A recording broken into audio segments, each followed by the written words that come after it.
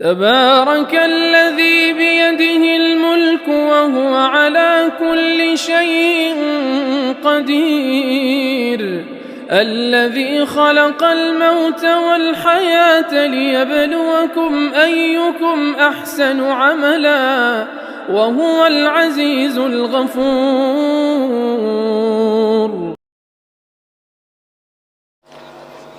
مجھے 3 منٹ کا قاعدہ یاد ہے، انشاءاللہ وقت پر جگہ لوں گا۔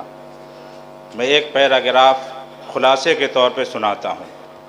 ماضی قریب کے قابل فخر علماء ربانیین میں سے اپنے علم و تحقیق، ذوق مطالعہ و شوق کتب بینی میں متقدمین کی یادگار شخصیت حضرت علامہ محمد انور شاہ کشمیری علیہ الرحمہ کی تھی، جن کی پیشانی سے حقانیت کا نور حویدہ رہتا، جن کی گفتگو سے انمول موتی نکلتے۔ آپ ایک جانب اسلام کے بہترین ترجمان تھے تو دوسری طرف حنفیت کے سب سے زیادہ طرفدار بھی۔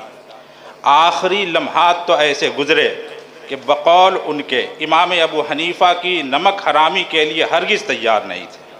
ان کا یہ ذہن اس لیے تیار ہوا کہ انہوں نے زمانہ اور اہل زمانہ کو خوب پرکھا تھا، حتیٰ کہ اپنوں کی طوطا چشمی سے بے حد متاثر ہوئے تھے، لیکن آپ نے حنفیت کی آڑ میں دوسرے مسالک کو کبھی بھی ہیچ نہیں سمجھا، بلکہ زندگی بھر اس کوشش میں رہے کہ حنفیت کو دوسرے مسالک سے قریب تر کر دیا جائے۔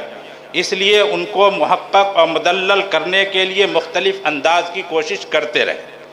اس بابت ایک کوشش تو یہ تھی کہ مسالک و مسائل کے بیان کو اصولی رنگ دیا جائے اور ان اصولوں کو خاص طور پر استدلال کے لیے پیش کیا جائے جن کی تشریح و توضیح دیگر مسالک میں حنفیہ کے مقابلے میں زیادہ ہے۔ چنانچہ آپ کے طرزہائے استدلال میں تخریج المنات، تحقیق المنات اور تنقیح المنات کا تذکرہ پایا جاتا تھا۔ حتیٰ کہ سید رشید رضا مصری جب دارالعلوم دیوبند کی زیارت کے لیے آئے تھے اور دارالعلوم نے جلسہ استقبالیہ منعقد کیا تھا اور آپ نے حنفیت کے تعلق سے ان کا ذہن صاف کرنے کے لیے، نیز یہ باور کرانے کے لیے کہ حنفیت احادیث کی ترجمان ہے، لیکن ضیف مکرم کے متعجبانہ انداز کو دیکھ کر انہی اصولوں کی تشریح و تطبیق کے ذریعے ان کو یقین دہانی کرائی تھی۔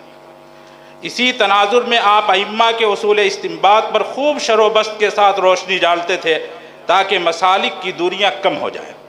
تقریب بین المسالک کے تعلق سے آپ کی یہ کوشش بھی بہت نمایاں نظر آتی ہے کہ جہاں حنفیہ کے چند اقوال ہوتے ہیں وہاں اس قول کو ترجیح دیتے ہیں جو صریح و صحیح حدیث کے موافق ہو۔